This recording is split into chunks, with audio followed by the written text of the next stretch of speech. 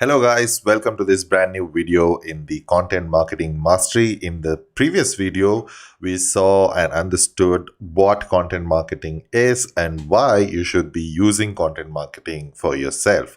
Now in this video, I will be running through what you will be learning from this course and how you can utilize all of this information to make yourself a better content marketer. So let's get started. So, what will you be learning in this particular course? So, I've taken the liberty of categorizing or segregating this entire course into two main modules.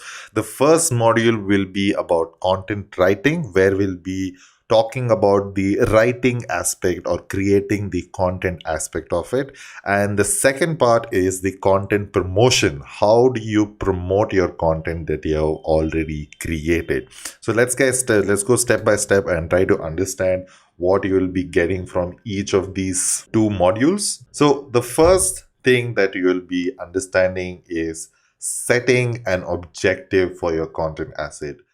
In other words, what do you want to achieve from your blog? We'll try to understand how to set that objective. It can be anything from brand awareness, it could be generating leads or sales, or just you want to monetize your content assets itself. So we'll be trying to figure out how to identify these objectives and how to choose one of these objectives.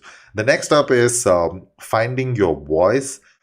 Basically, why are you writing this and who are you writing this for? This makes a huge difference because all of these elements combined, you get a unique flavor to your content, and that's what people connect to. The person behind the content itself, they'll connect to that rather than the content itself. So finding your voice and also the users who will be consuming your content. Now, how do you find those users? We'll be talking about how to create user personas and why user personas are so important. We'll also be giving you a downloadable template for creating these user personas. They are super important. I've spoken this about user personas in my previous courses also, and this makes it so much better to write your content. It becomes so much more easier once you have a clear understanding of your voice and who your users are.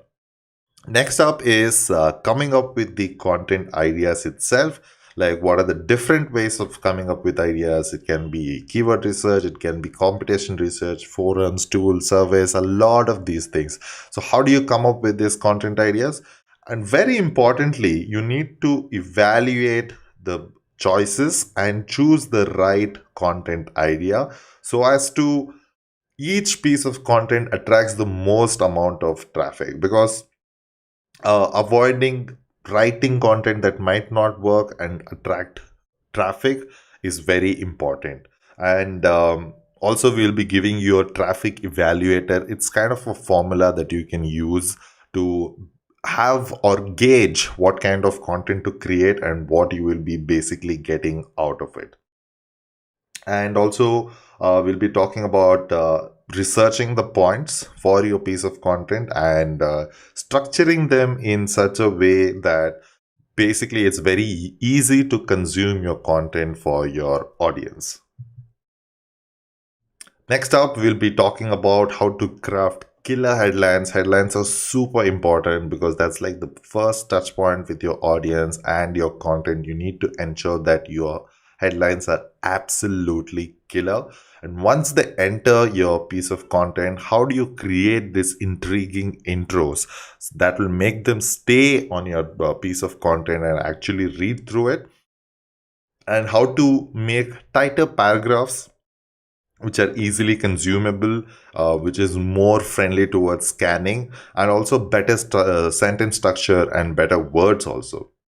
So all of this put together will give a nice foundation to your content creation skills, and of course a little bit of grammar, because I sense that a lot of people have a lot of issues with grammar and how to use very silly mistakes that people do, including myself. I'm not saying that I'm perfect, But anyway, we'll be talking about a little bit of grammar also, and how you can add a dash of multimedia in terms of images, infographics, videos, charts, whatever it might be, to make or spice up your content and visually reinforce it as much as possible.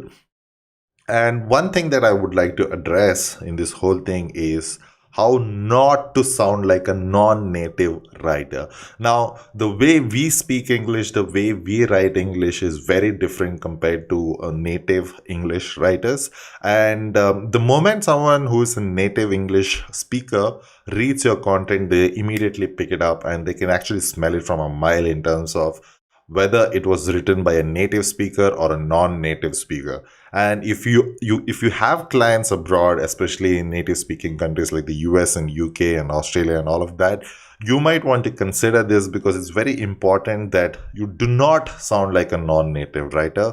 And this basically opens up the door for a lot more clients from all over the world for you.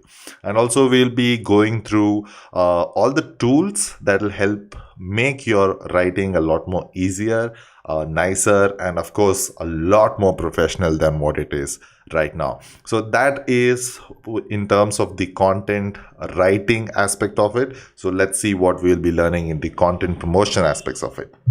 One of the key things in getting your content promotion right is to map your customer journey. You need to identify what stage of the customer journey your prospect is in. So we'll be talking about what is customer journey mapping and why it is super important for you to craft content that is valuable for your prospects. We'll also be talking about and showing a few examples and a template that you can use for customer journey mapping yourself. We'll also be talking about the different types and formats of content that you can create. It can be anywhere between list posts, interviews, and it will give you templates for all of these things also. And the different formats of content like videos, podcasts, and infographics, just touching upon different types of or formats of contents, the pros and cons, and how you can actually create this thing. So again, I would like to take a minute here to help you understand that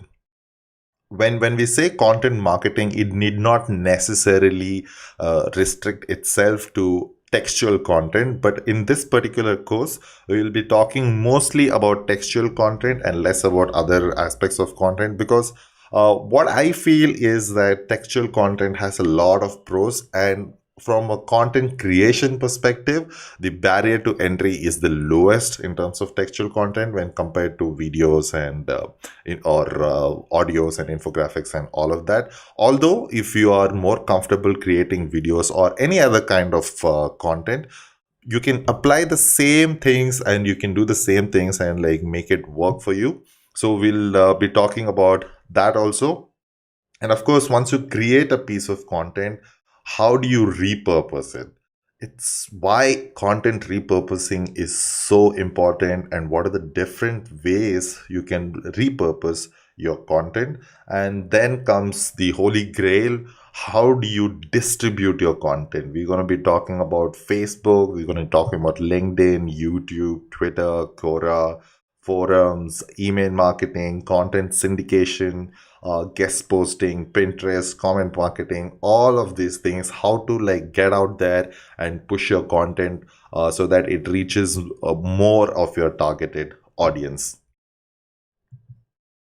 Once you've done that, we will be also teaching you how to measure the effectiveness of all your content marketing efforts that you'll be putting it. So basically, it'll be about the metrics you'll be measuring to understand the effectiveness and how to analyze data on a macro and a micro level.